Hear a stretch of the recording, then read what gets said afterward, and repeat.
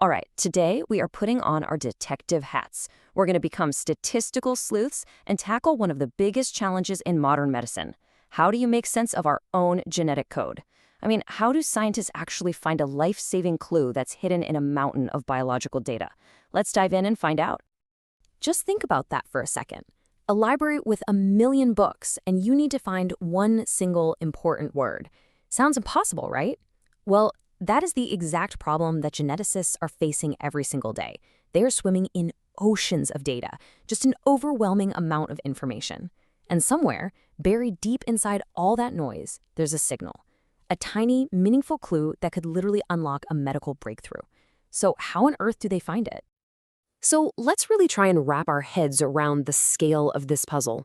Biologists are dealing with this ocean of information, and the sheer volume of it all is just mind-boggling. To find that one crucial clue, we first have to understand what this data even represents. To get what the puzzle is, we have to know what we're looking for.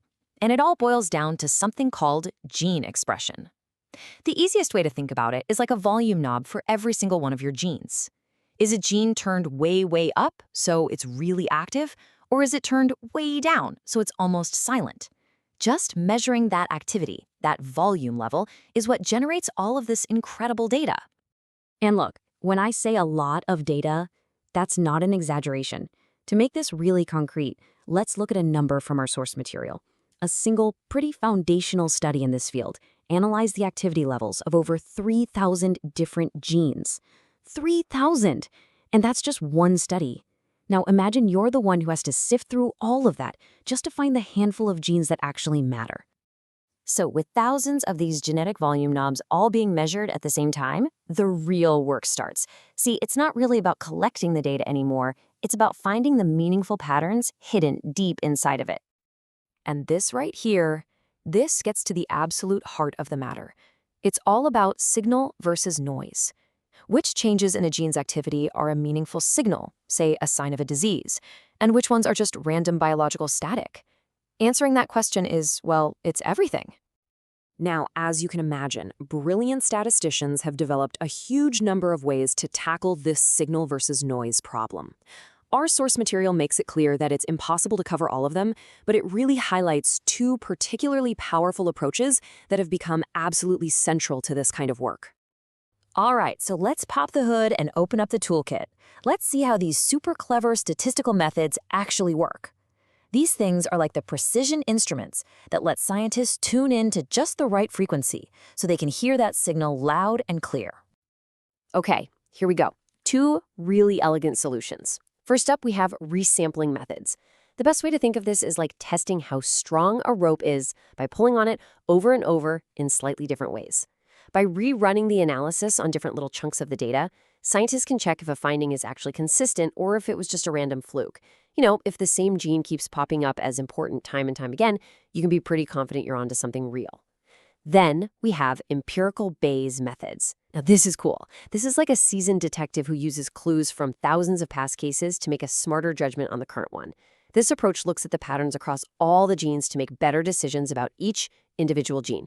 It's basically borrowing strength from the entire data set so you don't overreact to a single noisy measurement. Super smart. Okay, so theory is one thing, but how does this stuff actually play out in the real world? Let's take a look at a really famous example from our source material where these exact tools were put to the test on a critical medical problem. The source material grounds us in this landmark 1999 study from a researcher named Golub and his team. This particular dataset has since become a classic, kind of a training ground for statisticians to test out and sharpen their methods for finding those crucial genetic signals. And here are the specifics of the case file. The study analyzed gene expression in 38 tumor patients, and they were looking across those same 3,051 genes we mentioned earlier. The big goal here was to see if they could find genetic signals that could actually tell different types of cancer apart. This wasn't just some academic exercise. This was about finding patterns that could one day completely change how we diagnose and treat disease. You know, this case study is the perfect example of why we spend so much time developing these incredibly sophisticated statistical tools. They are pretty much the only way we can turn a massive puzzle of data into real, life-changing discoveries. And that's the crucial takeaway here. Without these statistical methods, our massive genetic data sets would just be noise. They'd be the equivalent of that million-book library with no index, no card catalog, nothing. Statistics provides that index. It's the essential bridge that connects all that raw data to actionable knowledge and ultimately to better medicine for every single one of us. So this leaves us with a really fascinating thought. We are getting better and better at collecting more and more data in pretty much every field you can imagine. So as our libraries of information just continue to explode in size, what's the next great puzzle, whether it's in medicine or climate or technology, that these powerful statistical tools are going to help us solve? And maybe more importantly, what are we going to do with the answers?